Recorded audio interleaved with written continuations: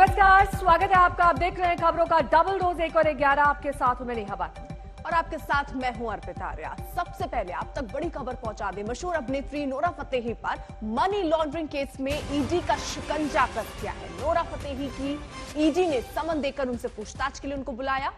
Nora Fatehi को Sukesh Chandrashekhar case में पूछताछ के लिए बुलाया गया है। तो आपको बता दें, बड़ी खबर इस वक्त जो सामने आ रही है वो ये कि अब मशहूर अभिनेत्री नोरा फतेही पर मनी लॉन्ड्रिंग केस में ईडी का शिकंजा कस गया है। नोरा फतेही ईडी ने समन देकर उनको पूछताछ के लिए बुलाया। नोरा फतेही को सुकेश चंद्रशेखर केस में पूछताछ के लिए बुलाया गया।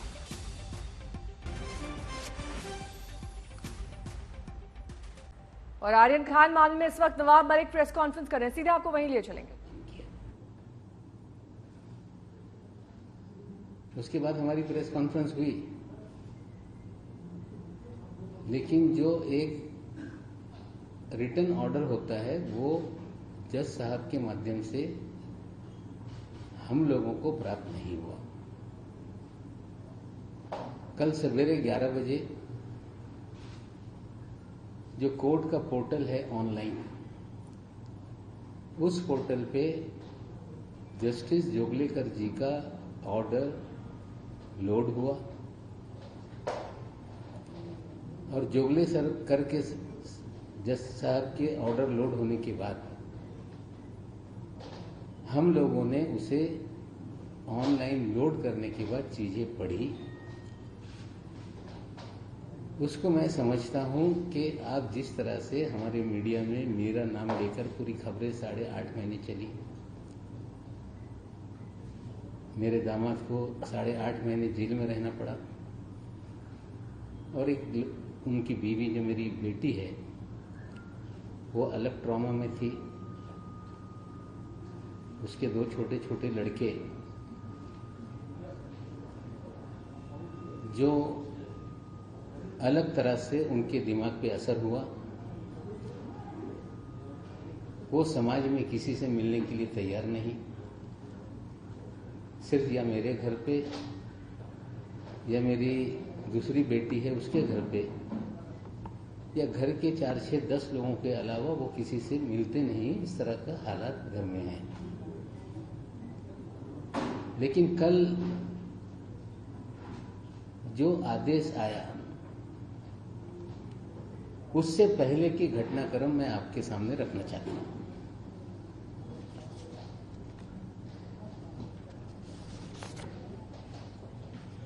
आप सभी साथियों को पता है कि 8 जनवरी 2021 के दिन एनसीबी ने पत्रकारों को बताया कि 2 पार्सल यूनिवर्सल कार्गो से ट्रेस किए गए, जो करण सजलानी ने विजय शर्मा नाम की किसी व्यक्ति को शिलोंग भेजने के लिए बुक किया था।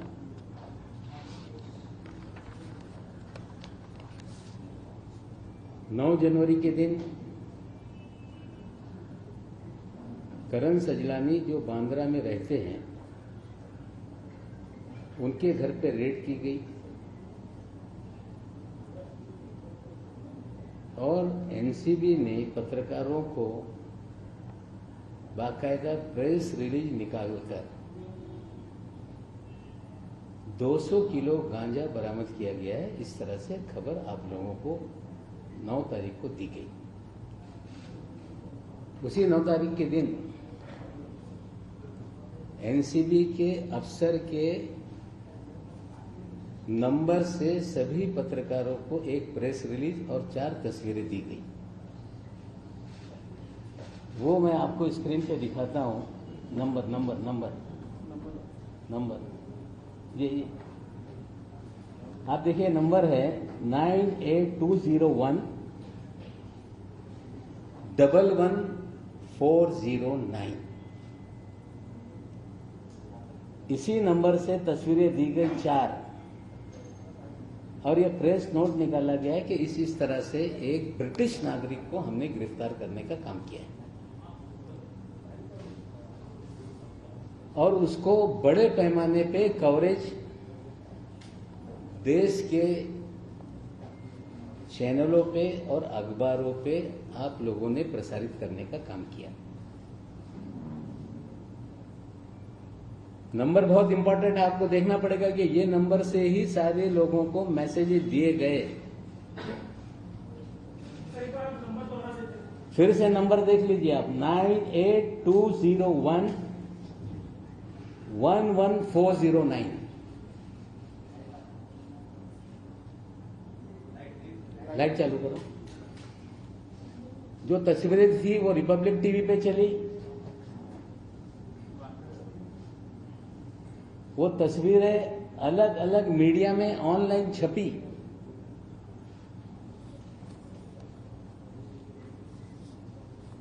उसके बाद 9 जनवरी के दिन 9 जनवरी के दिन लाइट चला। 9 जनवरी के दिन एक लड़की के पास से 7.5 ग्राम गांजा पकड़ा गया। शाइस्ता फर्नीचर वाला का नाम सामने आया। 7.5 ग्राम। और उस महिला को उसी दिन जमानत दे दी गई।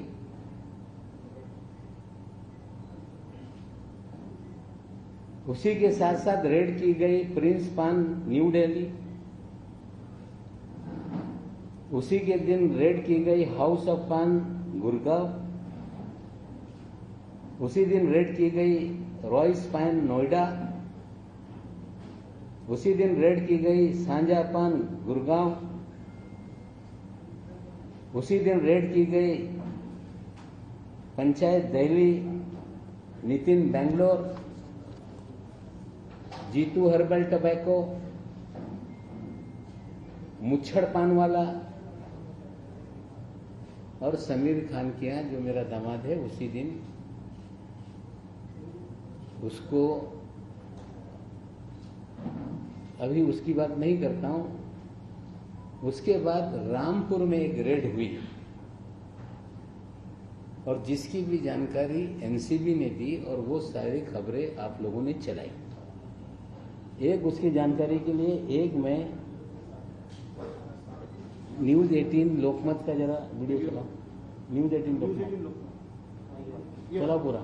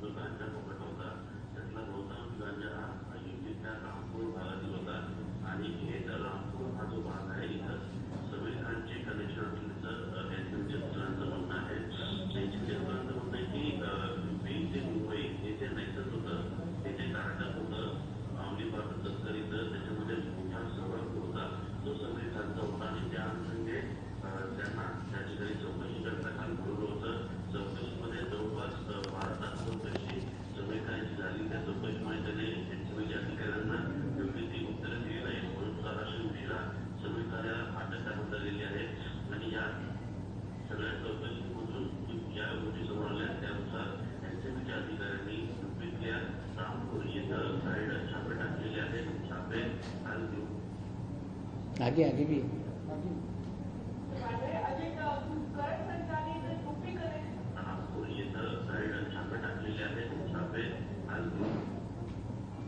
इसमें ऐसा कहा गया कि कानपुर में छापा डाला गया और 2-3 जगह पे छापा डाला गया। ये सारी खबरें एनसीबी के माध्यम से पत्रकारों ने चलाई।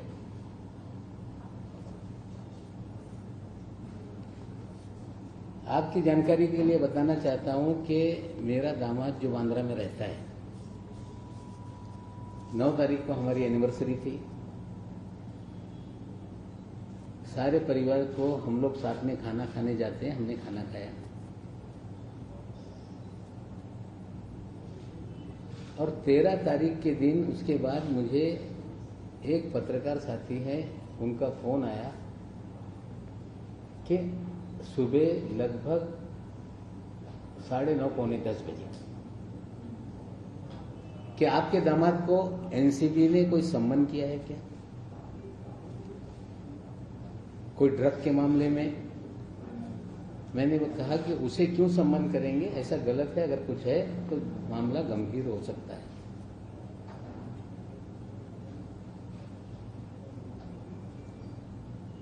बारह तारीख के रात में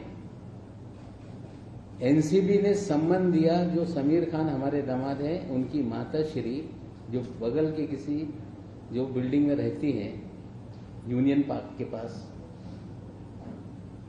और रात में 10 बजे सम्मन आने के बाद 10:30 बजे हमारे दामाद को मिलता है,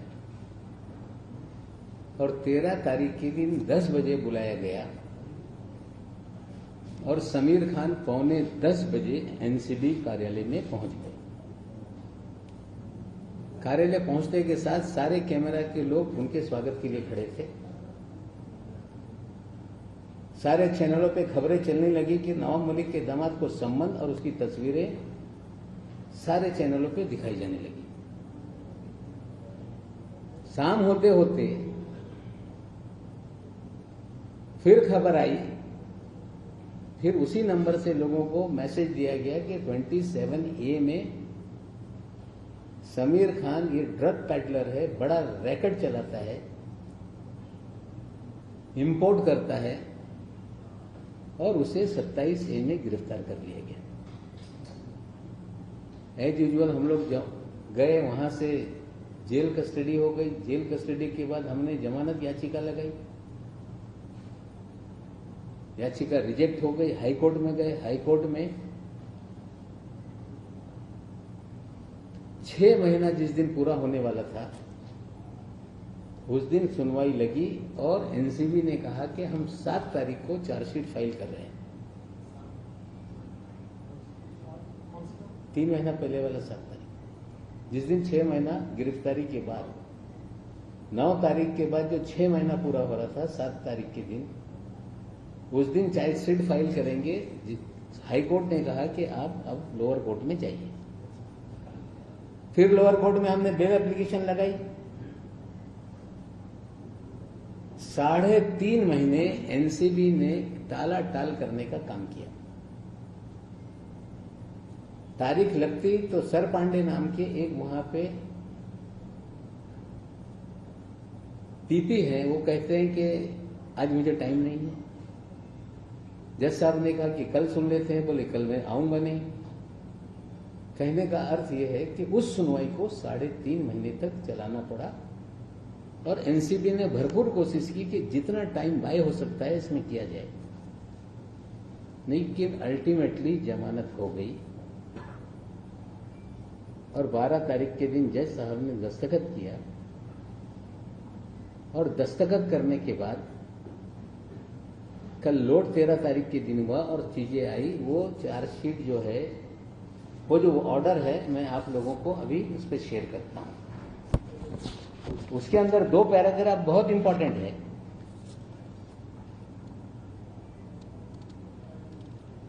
उस पैराग्राफ को आप देखेंगे तो ये जो दावा किया जा रहा था कि ये 200 किलो गांजा है,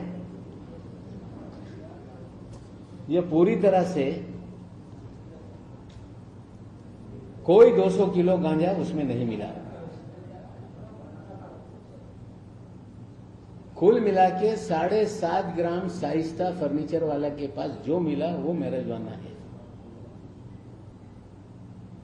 1 किलो वेजिटेटिव है, इस तरह का पॉजिटिव रिपोर्ट है। मैं वो भी रिपोर्ट भी आप लोगों के सामने सीए रिपोर्ट करूंगा। बाकी सारी चीजें ये हर्बल टोबैको है, इस तरह से रिपोर्ट में आया है। मैं सीए रिपोर्ट आपको साझा कर देता हूं। सवाल सबसे पहले ये खड़ा होता है कि इतनी बड़ी एजेंसी है एनसीबी, वो तंबाकू और गांजे में फर्क नहीं कर पाती है। ये बड़ा अचंभव का सवाल है। मेरी जानकारी है कि इस तरह के केसेस में जो भी एजेंसी काम करती है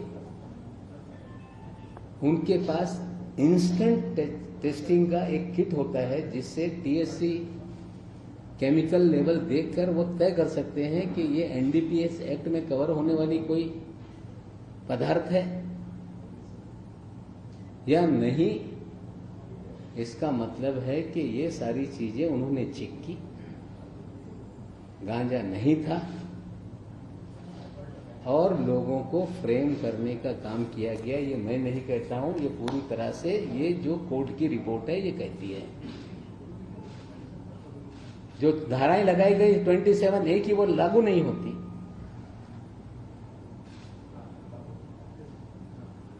जो भी मुकदमा बनता है वो शाइस्ता फर्नीचर वाला का है, जिसे आपने सेम डे जमानत देने का काम किया। लेकिन ये सारा चीजें चलती रही, फिर भी और भी कहीं से लिंक जोड़ा जाए तो रिया चक्रवर्ती में जो केस था उसमें भी करण सजलानी को इन्वॉल्व कर दिया।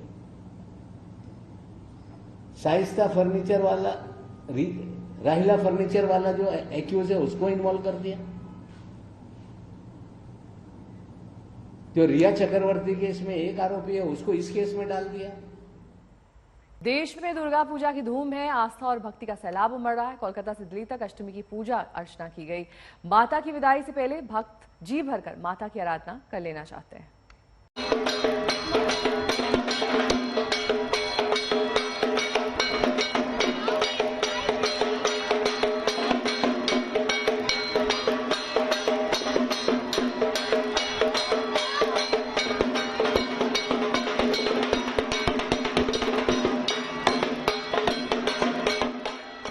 साल का सबसे खास मौका है, शक्ति की आराधना के ये दिन हैं और मां की भक्ति में सब डूबे हैं। सबसे शुभ नवरात्र चरम पर है। दिल्ली से लेकर कोलकाता तक हर कोई मां की आराधना कर रहा है। एक से बढ़कर एक दुर्गा पूजा पंडाल सजे हैं। हम करवाते हैं आपको इनके दर्शन।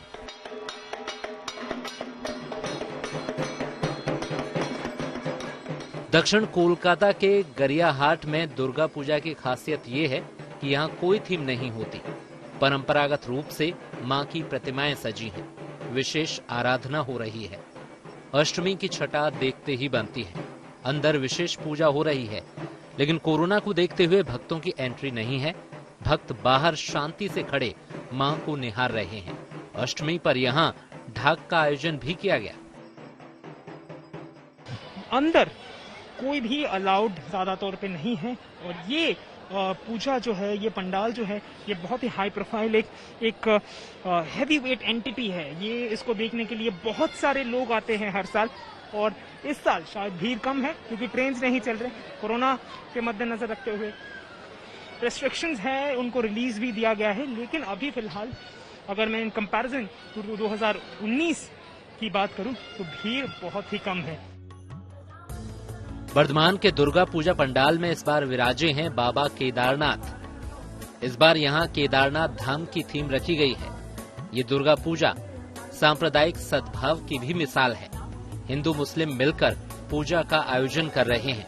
पूजा कमेटी के अध्यक्ष नूरुल आलम मुस्लिम हैं और संपादक चितरंजन दास हिंदू।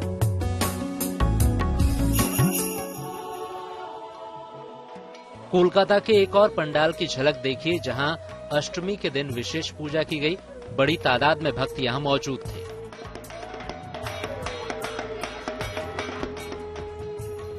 दिल्ली में भी मां की भक्ति के रंग दिख रहे हैं। दिल्ली के मिनी बंगाल की पहचान रखने वाले चितरंजन पार्क में मौजूद प्रसिद्ध काली मंदिर में अष्टमी के मौके पर भक्तों की भीड़ दिखी।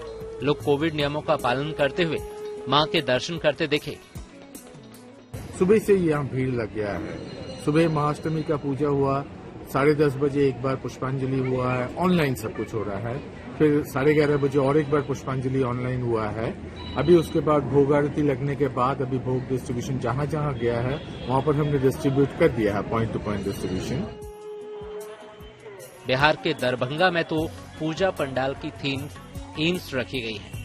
कोरोना काल की यादें भी पंडाल में दिख रही हैं। एक पूरी इमारत को चेन से बंधा दिखाया गया है, यानी लॉकडाउन का वो दौर जिसकी कड़वी यादें अभी जहन में है।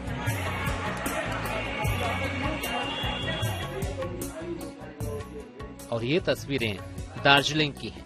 यहाँ नेपाली समुदाय के लोगों ने बड़े भक्ति भाव से मां दुर्गा की स्थापना करके पूजा अर्चना की। ग्रेटर नोएडा में कुछ सोसाइटी में दुर्गा पूजा का आयोजन किया गया। पूजा के बाद बंगाली भाषा में मां दुर्गा के गीत गाए गए।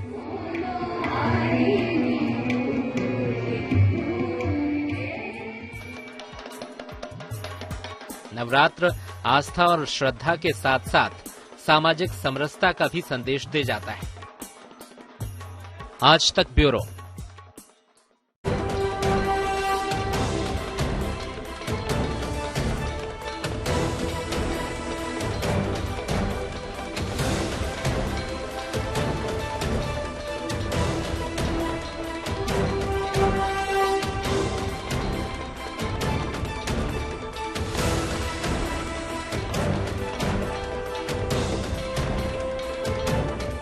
बीएसएफ की ताकत क्या बढ़ी, सियासत आसमान पर जा पहुंची है। पंजाब ने केंद्र सरकार के खिलाफ मोर्चा खोल दिया है। क्या सरकार और क्या विपक्ष, सबके सुर एक जैसे हैं। लेकिन कांग्रेस में बगावती तेवर अपनाने वाले पूर्व मुख्यमंत्री अमरिंदर सिंह ने सीएम चन्नी को ही सुरक्षा का पाठ पढ़ा दिया।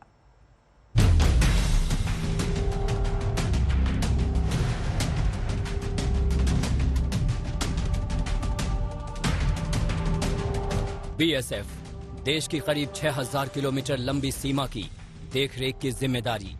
रण ऑफ कच्छ, दुर्गम रेगिस्तान से लेकर नदी घाटी, बर्फीले पहाड़ तक में मुस्तैदी। आतंक से लेकर अपराध तक रोकने की चुनौती। दुनिया के सबसे बड़े सीमा सुरक्षा बल को अब नई ताकत मिल गई है। पाकिस्तान और बांग्लादेश से सटे राज्यों में बीएसएफ का दायरा बढ़ गया है।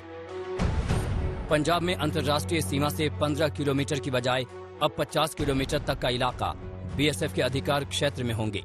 इसी तरह पश्चिम बंगाल में 50 किलोमीटर तक एक्शन का हक होगा। गुजरात में इंटरनेशनल बॉर्डर से 80 किलोमीटर में बीएसएफ को कार्रवाई का अधिकार था, जिसे घटाकर अब 50 किलोमीटर कर दिया। राजस्थान में पहले की तरह 50 किलोमीटर तक बीएसएफ एक्शन ले सकेगा। असम में भी बीएसएफ का अधिकार क्षेत्र अब अंतर्राष्ट्रीय सीमा के भीतर 50 किलोमीटर तक होगा। बीएसएफ का न सिर्फ दायरा बढ़ा, बल्कि अधिकार भी बढ़े। अब बीएसएफ अपने इलाके में न सिर्फ तलाशी ले पाएंगे, बल्कि उसे जब्त करने और गिरफ्तारी का भी हक होगा।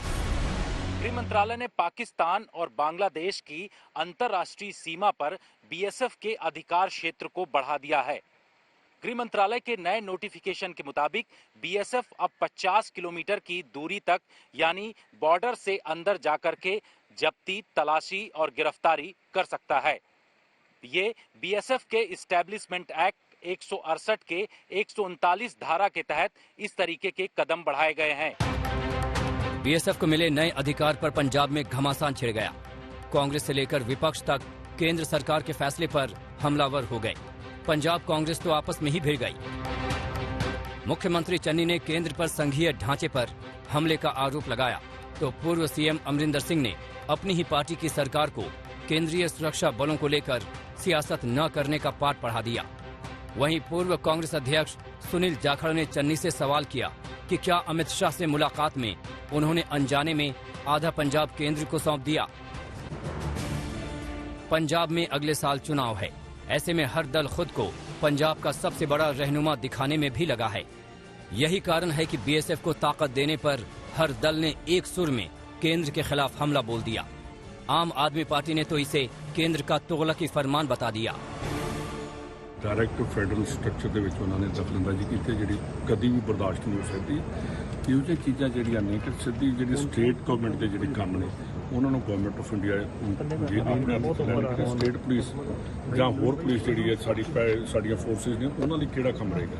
ਇਹ ਰਾਜਾਂ ਦੇ ਜਿਹੜੇ ਅਧਿਕਾਰਾਂ ਦੇ ਡਾਕਾ ਹੈ, ਅਸੀਂ ਇਹਦਾ ਪੁਰਜੋਰ ਵਿਰੋਧ ਕਰਦੇ ਹਾਂ ਔਰ ਮੰਗ ਕਰਦੇ ਹਾਂ ਕਿ ਕੇਂਦਰ ਸਰਕਾਰ ਇਸ ਤੁਗਲਕੀ ਫੈਸਲੇ ਨੂੰ ਵਾਪਸ ਲਵੇ ਤਾਂ ਕਿ ਪੰਜਾਬ ਦੇ ਲੋਕਾਂ ਦੇ ਵਿੱਚ ਕੁਝ ਆਪਣਾ ਤਾਲਾ, ਕੁਝ ਪਿਆਰ ਦਾ ਸੁਨੇਹਾ ਜਾਵੇ और अपन देश ਨੂੰ ਅੱਗੇ ਲੈ ਕੇ ਚਲੇ।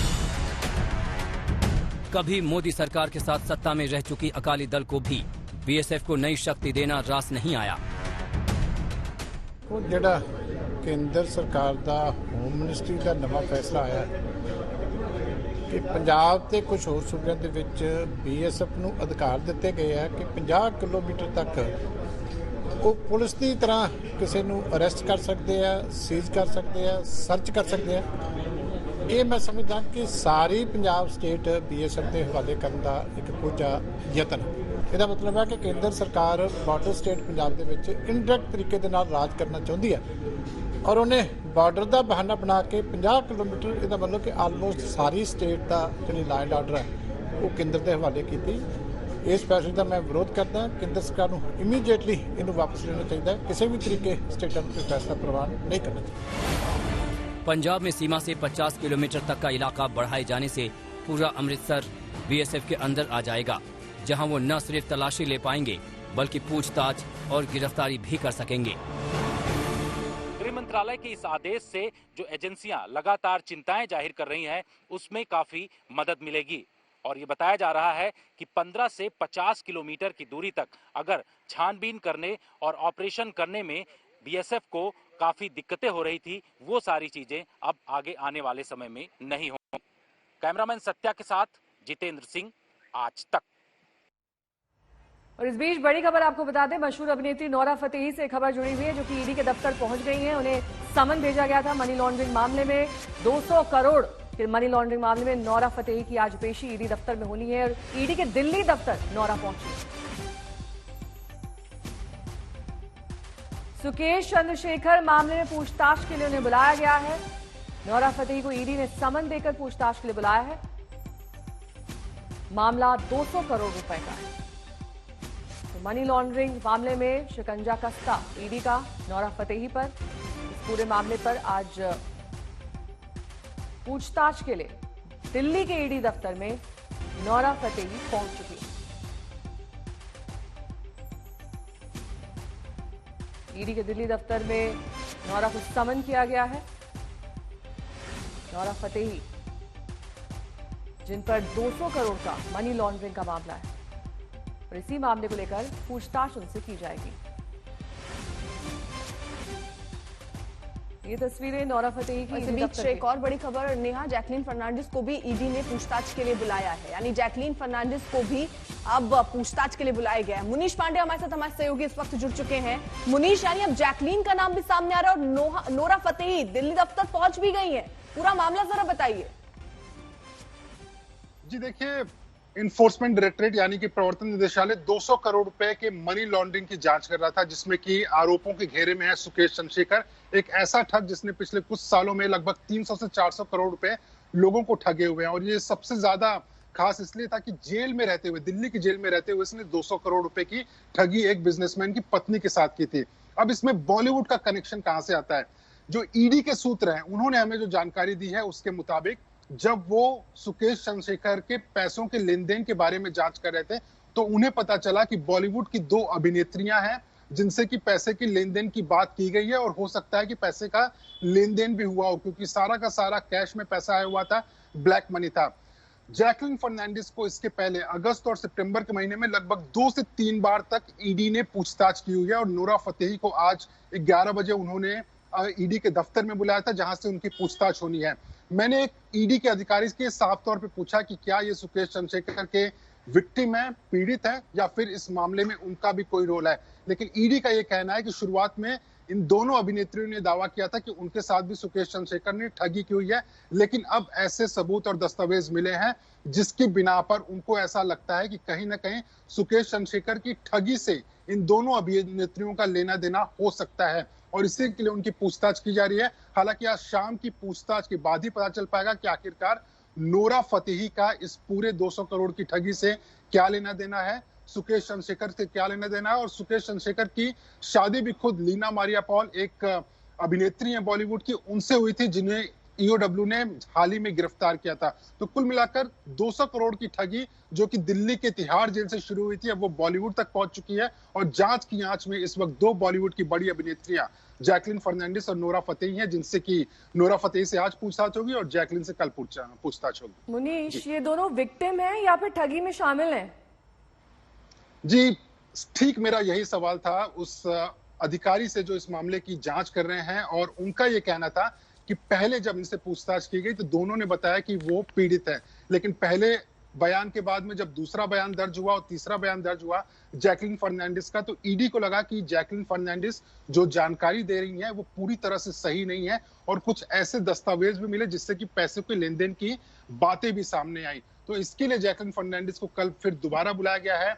नोरा फतेही जिससे जो सवाल जवाब किए जाएंगे वो भी सबूतों के बिना पर होंगे। तो ईडी को शक तो है कि इनका कोई ना कोई लेना देना सुकेश चंद्रशेखर से है, पैसों का लेन देन हुआ है, लेकिन किस सिलसिले में पैसों का लेन देन हुआ है, क्या वो ठगी में शामिल थे या नहीं थे, इसके जवाब के लिए हमें 2 दिन और इंतजार करना पड़ेगा। मुनीश, आप जैसा बता रहे हैं जैकलिन को पहले भी बुलाया गया और जैकलिन ने उस वक्त ये बात कही कि उनके साथ भी ये धोखाधड़ी हुई है, लेकिन अब ऐसे सबूत होंगे तो क्या जैकलिन की मुसीबत इस बार बढ़ सकती है, क्योंकि अब उन सबूतों के आधार पर बुलाया गया दोबारा से जैकलिन को पूछताछ के लिए कल? जी बिल्कुल, ना सिर्फ जैकलिन की बल्कि नोरा फतेही की मुश्किलें बढ़ती ही नजर आ रही हैं, क्योंकि देखिए प्रवर्तन निदेशालय जो है वो मनी लॉन्ड्रिंग की जांच करता है। अगर किसी ने ब्लैक में पैसे एक शख्स से दूसरे शख्स को दिए हुए हैं या पैसे इधर से हेरफेर किए हुए हैं तो उसका जो बयान होता है वो प्रिवेंशन ऑफ मनी लॉन्ड्रिंग के तहत दर्ज होता है और नोरा फतेही और जैकलिन फर्नांडिस का जो बयान है वो धारा 50 पीएमएलए के तहत दर्ज हो रही है। तो कहीं ना कहीं उनकी मुश्किलें बढ़ी रही हैं। जैकलिन फर्नांडिस ने इस बात को जरूर बताया था, अपने पहली बार जब बयान दर्ज किया था उसने अगस्त के महीने में, तो उन्होंने ईडी को ये जानकारी दी थी कि वो भी सुकेश चंद्रशेखर की पीड़ित है। लेकिन जब ईडी ने सारे जो सुकेश चंद्रशेखर के पैसे 200 करोड़ रुपए आए थे और किस तरीके से उसने 200 करोड़ रुपए बाहर भेजे हुए थे, दूसरे लोगों को दिए हुए थे ताकि वो की एजेंसियों के रडार पे ना रहे, जब उसके जांच के दौरान जैकलिन फर्नांडिस का नाम सामने आया तो फिर दोबारा उसे बुलाया गया और तीसरी बार भी बुलाया गया। तो कहीं ना कहीं जो जांच की आंच है उसमें तो मुश्किलें बढ़ती नजर आ रही हैं। बिल्कुल मुश्किलें बढ़ती नजर आ रही हैं दोनों एक्ट्रेसेस के लिए, क्योंकि ईडी का समन दोनों को जा चुका है। बहरहाल अगली बड़ी खबर का रुख करेंगे। क्रूज ड्रग्स मामले में आज आर्यन खान की जमानत पर फिर सुनवाई शुरू होने वाली है। अब से कुछ ही देर बाद मुंबई के सेशंस कोर्ट में आर्यन की बेल पर सुनवाई होगी। कल आर्यन खान की जमानत पर सुनवाई पूरी नहीं हो पाई थी, ऐसे में सभी की नजरें आज कोर्ट में होने जा रही सुनवाई पर टिक गई हैं। सबके जहन में सवाल है कि आर्यन को आज राहत मिलेगी या फिर नहीं।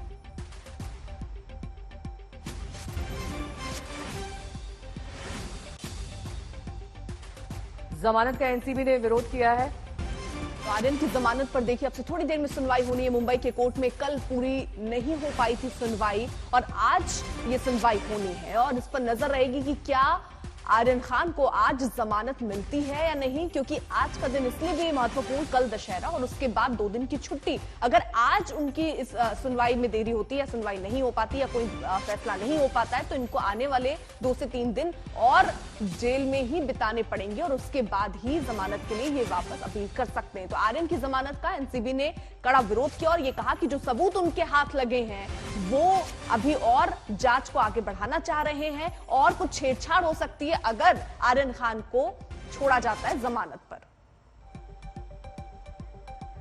दिवेश जुड़ गए हैं सीधे मुंबई से हमारे साथ। दिवेश, देखिए आज सुनवाई होनी है, लेकिन क्या एनसीबी पूरी तरीके से तैयार है? क्योंकि इसके पहले एनसीबी की तरफ से दलील दी गई कि सबूत जुड़ते जा रहे हैं, पेपर वर्क किया जा रहा है, जब तक पेपर वर्क कंप्लीट नहीं हो जाता तब तक ये सुनवाई नहीं पूरी हो सकती, क्योंकि अपनी तरफ से केस पुख्ता करना चाहती है एनसीबी।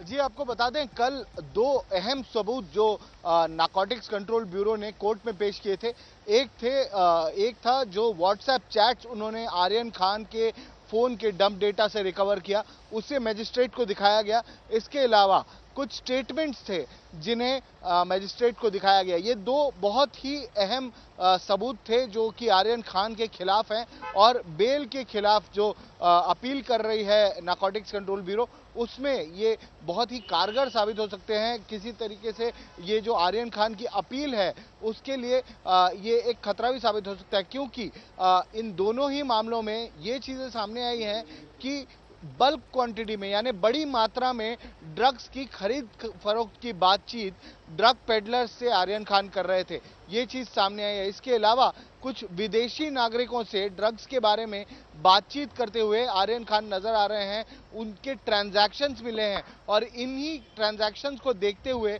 इन्हीं व्हाट्सएप चैट्स को देखते हुए अब नारकोटिक्स कंट्रोल ब्यूरो विदेश मंत्रालय के संपर्क में है और विदेश मंत्रालय से वो इन जो विदेशी नागरिक हैं। बहुत बहुत शुक्रिया इस तमाम जानकारी के लिए आपका।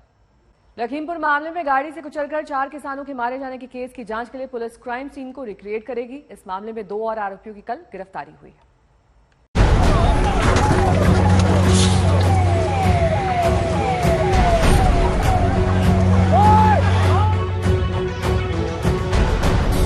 लखीमपुर में 4 किसानों को गाड़ी से कुचलकर मारने के केस में 2 और आरोपी गिरफ्त में हैं। इस कड़ी में सबसे ताजा नाम है अंकित दास और उनका ड्राइवर लतीफ, जो वारदात के वक्त 3 गाड़ियों के काफिले में शामिल फॉर्च्यूनर गाड़ी में सवार थे। हालांकि अंकित का कहना है कि इस वारदात में उनका रोल सिर्फ इतना है कि इत्तेफाक से वो गाड़ी में सवार थे।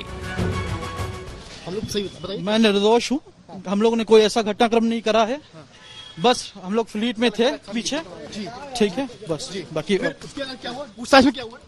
पूछताछ में कुछ नहीं, जो उन्होंने पूछा मैं उनको जवाब दिया। मुझे न्यायपालिका को ये 3 अक्टूबर के वारदात की तस्वीर है। देखिए, किसानों को कुचलती हुई पहले थार जीप निकलती है और फिर फॉर्च्यूनर। इसी फॉर्च्यूनर में अंकित सवार थे। अंकित के मुताबिक गाड़ी में केस के मुख्य आरोपी मंत्री पुत्र आशीष मिश्रा सवार नहीं थे।